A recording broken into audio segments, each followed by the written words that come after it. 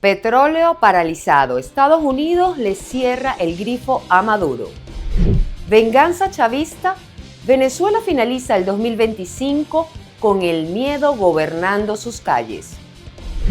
Washington corta la ruta de los drones.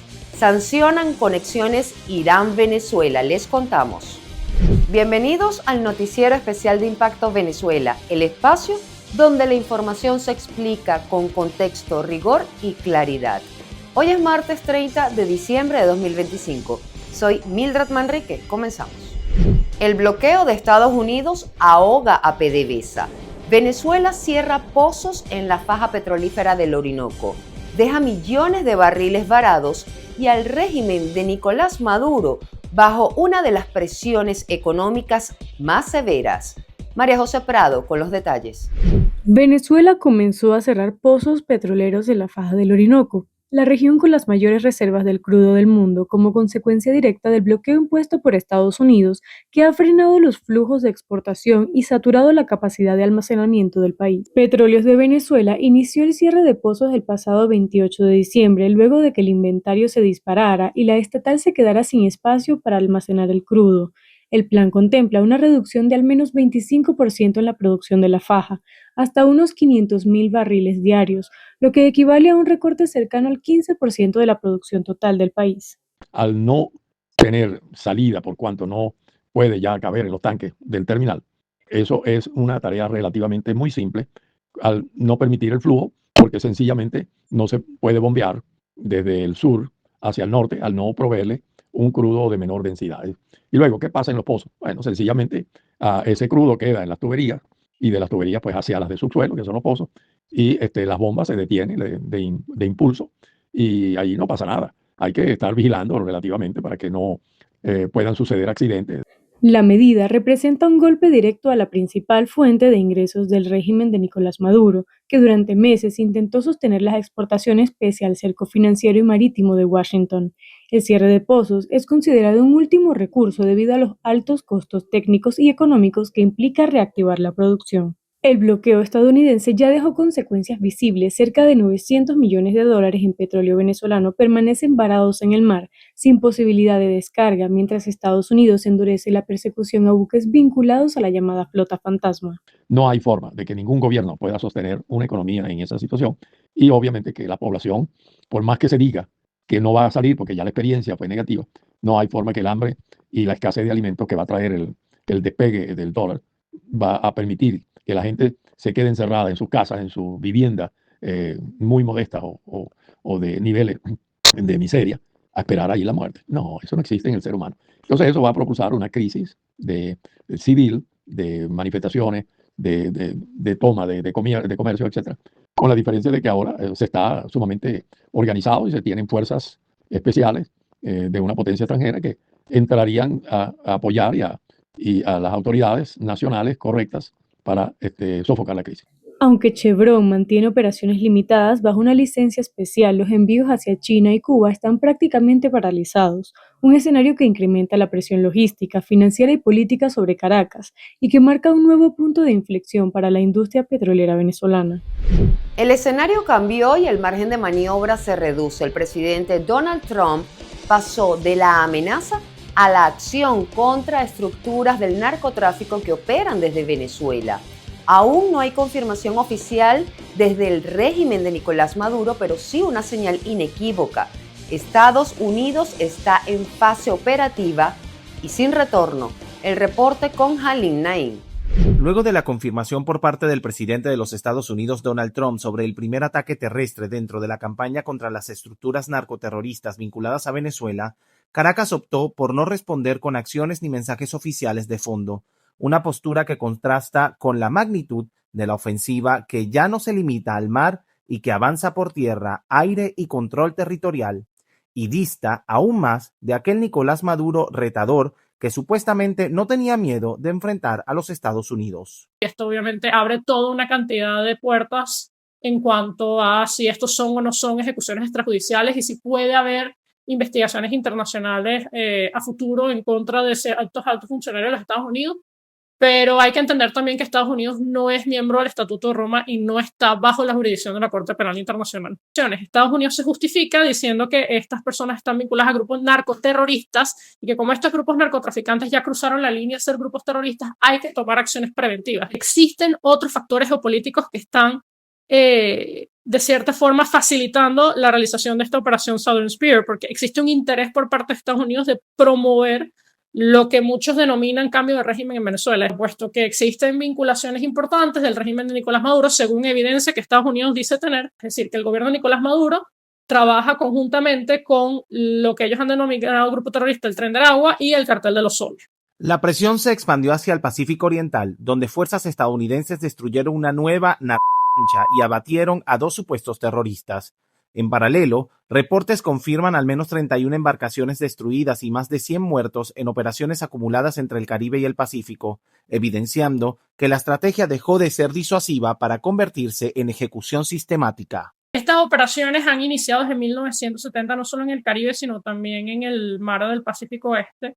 El control del narcotráfico ha sido una de las prioridades en materia de seguridad nacional de los Estados Unidos por muchísimos años. Gran diferencia de la operación Southern Spear es que esta es la primera donde se hunden los barcos directamente de manera preventiva. En las otras operaciones se enfocaba en confiscar. En el caso de Southern Spear, no. El gobierno de Estados Unidos, de manera preventiva, observa una embarcación que ellos dicen tener evidencia de que está vinculada no solamente con el tráfico ilícito de narcóticos, sino además con grupos que ellos han designado terroristas y proceden a destruir la embarcación. Las consecuencias ya alcanzan a terceros países. Restos de embarcaciones y pruebas de los ataques han llegado a costas de Colombia, mientras Washington mantiene el mayor despliegue militar en el Caribe desde la Segunda Guerra Mundial y el Departamento de Estado anuncia nuevas medidas para desmantelar carteles narcoterroristas. Estados Unidos no solo busca interceptar drogas, busca desarticular redes, cerrar rutas y aislar políticamente a un chavismo que por ahora responde con silencio ante una ofensiva que ya está en marcha. Para Impacto Venezuela, Halim Naim. Venezuela cierra el 2025 con el miedo gobernando sus calles. 902 presos políticos y una represión brutal que no da tregua. Quique Frías con el balance y los últimos acontecimientos en materia de derechos humanos.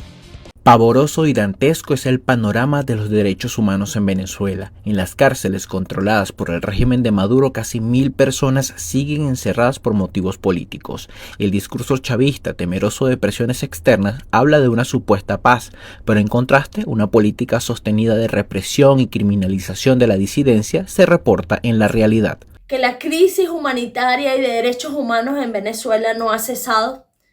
Es oportuno recordar que en Venezuela en la actualidad hay más de 1000 presos políticos. Somos más de 1000 familias con una zozobra constante. Somos más de 1000 familias perseguidas.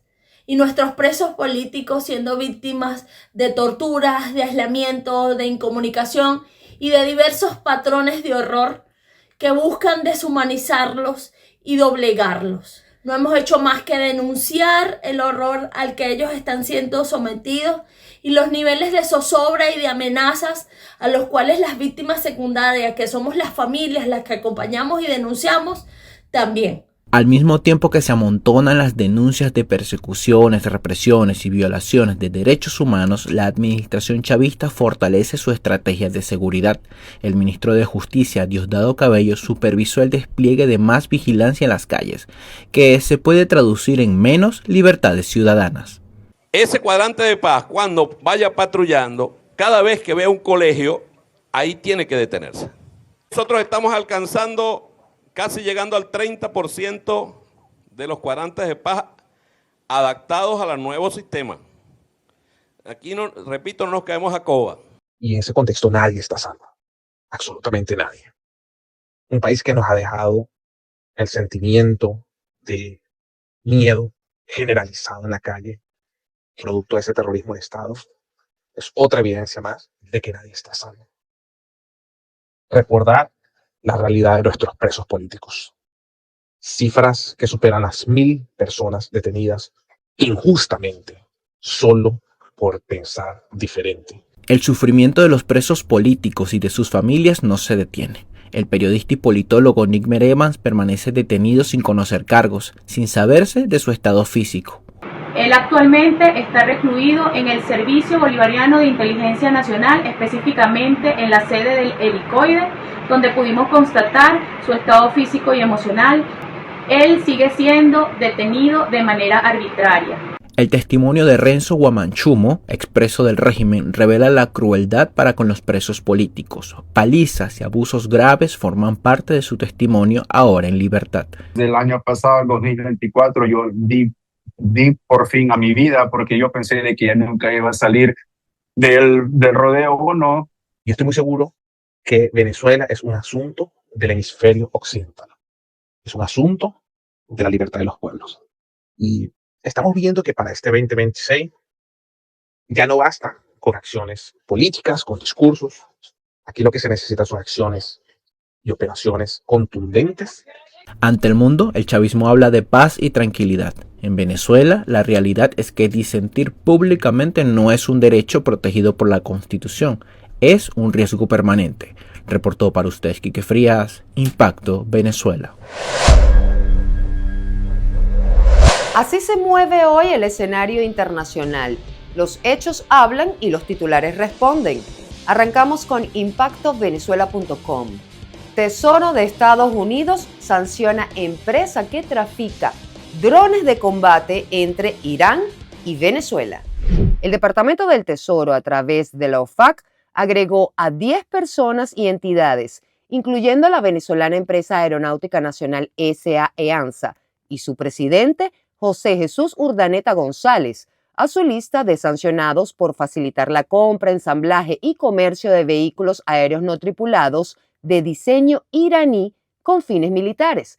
La medida se enmarca en la reimposición de sanciones y busca castigar lo que Washington califica de proliferación agresiva de armas letales por parte de Irán y Venezuela, bloqueando su acceso al sistema financiero estadounidense y frenando el suministro de drones que, según Estados Unidos, amenaza la seguridad regional y global. Javier Milei: el mundo sería un lugar mejor sin el comunismo venezolano. El presidente argentino acusó al régimen de Nicolás Maduro de usar los recursos del Estado para expandir el comunismo y desestabilizar la región.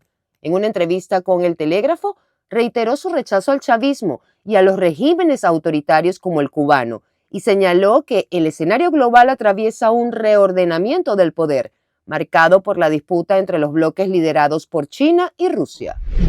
La ONU pide seriedad para superar los problemas de división y violencia en el mundo. La Organización de las Naciones Unidas advirtió que el mundo atraviesa una crisis marcada por niveles de violencia y división sin precedentes desde la Segunda Guerra Mundial y pidió a los líderes mundiales seriedad para priorizar a las personas y al planeta por encima de los conflictos. En su mensaje de Año Nuevo, el secretario general Antonio Guterres alertó sobre el aumento de las guerras, el colapso climático y la violación del derecho internacional, en un contexto en el que la organización enfrenta una fuerte escasez de recursos. En 2025 solo recaudó 12.000 de los 45.000 millones de dólares solicitados para ayuda humanitaria, asistiendo a 98 millones de personas. Amigos, muchísimas gracias por acompañarnos. Continuamos con programación especial hasta el 4 de enero.